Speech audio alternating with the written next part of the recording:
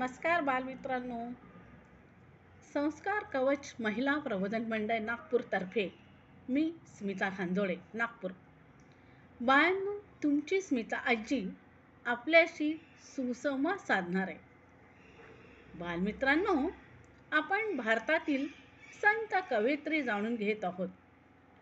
महाराष्ट्रात संत महदंबा, संत जनाबाई, संत सोयराबाई, संत बहिणाबाई, संत कान्होपात्रा, संत अक्काबाई इत्यादी अनेक संत कवयित्री होऊन गेल्या. मात्र आपण महाराष्ट्रातील संत महदंबा, संत मुक्ताबाई, संत वेणाबाई, संत गंगाबाई, संत उमानंद सरस्वती एवढ्या संत कवयित्रींची ओळख करून घेतली होती.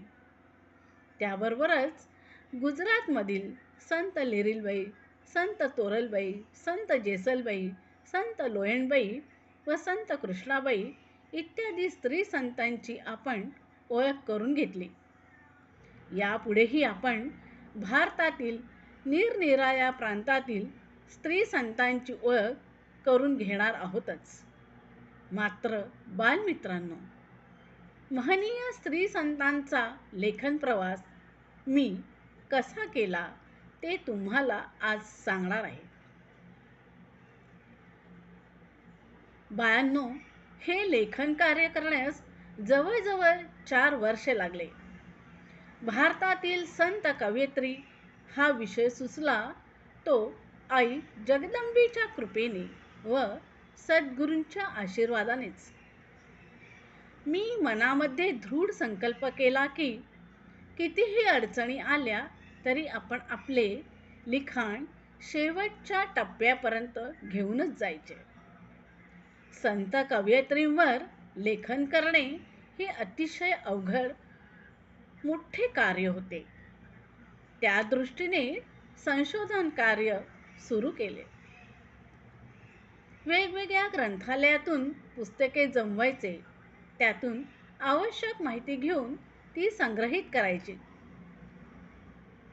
आणि त्यातून जवळजवळ 65 म्हणजेच 65 इत्यादी मराठी, हिंदी इत्यादी विविध पुस्तके, संत वाङ्मय, मराठी विश्वकोश, मन की बात, पंतप्रधान नरेंद्र मोदी यांचा कार्यक्रम, विविध वृत्तपत्रे, मासिक ह्या सर्वांचा संदर्भ ग्रंथ म्हणून भारतातील संत कवयित्री हे पुस्तक लिहिताना उपयोगात आणले.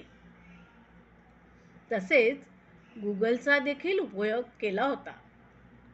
पूर्व, पश्चिम, उत्तर, दक्षिण, मध्य भारतातील उदाहरणार्थ महाराष्ट्र, गुजरात, मध्य प्रदेश, उत्तर प्रदेश, बंगाल, ओरिसा, कर्नाटक, तामिळनाडू, गोवा इत्यादी निरनिराळ्या प्रांतातील एकूण 175 म्हणजेच 175 स्त्री संत व त्यांचे साहित्य यावर लिखाण केले आहे.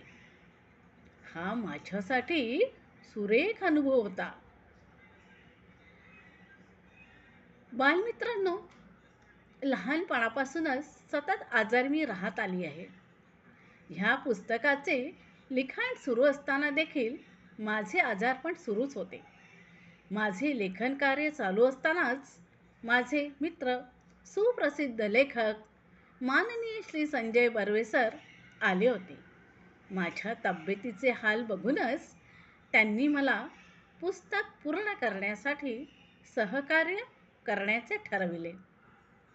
मला देखील मदत घ्यावीशी वाटली.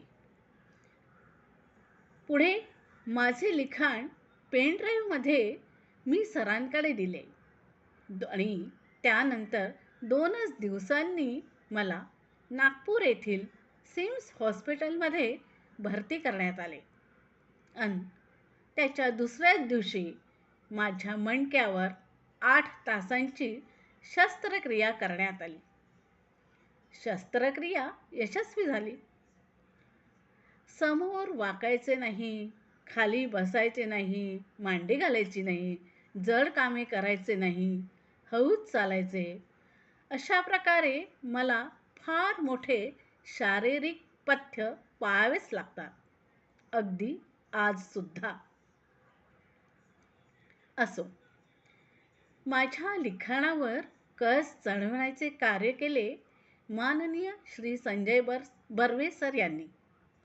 आणि भारतातील संत कवयित्री इसवी सन 2023 मध्ये हे पुस्तक कविता सागर प्रकाशनचे डॉक्टर सुनील दादा पाटील यांनी प्रकाशित केले. हे पुस्तक संत वाङ्मय साहित्यातील मैलांचा दगड ठरले. माझ्यासाठी हे पुस्तक म्हणजे अंकुराचा झालेला वटवृक्षच आहे. आमच्या प्रकाशकांनी हे पुस्तक चेन्नई, कोलकाता, दिल्ली, मुंबई, पुणे, रामकृष्ण मठ नागपूर इत्यादी तसेच भारतातील विविध ठिकाणच्या शासकीय ग्रंथालयात पाठविले असून ते त्यांनी सहर्ष स्वीकारले आहे. रामकृष्ण परमहंस मठ नागपूरतर्फे जीवन विकास मासिकमध्ये भारतातील संत कवयित्री या पुस्तकावर श्रीमती सविता ओगेराल यांनी समीक्षण लिहिले आहे. बायांनो, समीक्षण म्हणजे पुस्तकामध्ये असलेल्या गुणदोषांविषयी लिहिणे. लेखकाने पुस्तक लिहिताना अभ्यास करून उत्तम रीतीने लिहिले आहे की नाही याविषयी आपले परखड मत मांडणे. डॉक्टर सुनील दादांनी हे पुस्तक विक्रमशिला विद्यापीठ बिहार यांकडे पाठविले होते. अशा प्रकारचे संशोधनात्मक पुस्तक भारतातील पहिलेच असल्याने विद्यापीठाने PhDला साजेसी त्यांच्याच बरोबर असलेली विद्या वाचस्पती हा राष्ट्रीय पुरस्कार आम्हाला देऊन आमचा गौरव केला. हा मोठा सन्मान मला मिळाल्याचा आनंदच होतो आहे. आजारपण भोगत असताना देखील जिद्दीने व मेहनतीने आणि ईश्वरी कृपेने पुस्तक पूर्ण करण्याचे कार्य झाले. बायांनो, दृढ संकल्प, अथक परिश्रम आणि त्या जोडीला परमेश्वराची कृपा आणि थोरा मोठ्यांचे आशीर्वाद लाभले की आपण हाती घेतलेले कार्य नक्कीच यशस्वी होते. माझ्या बालमित्रांनो, भारतातील संत कवयित्री हे पुस्तक लिहितानाचा प्रवास थोडक्यात मी आपल्यासमोर मांडला आहे.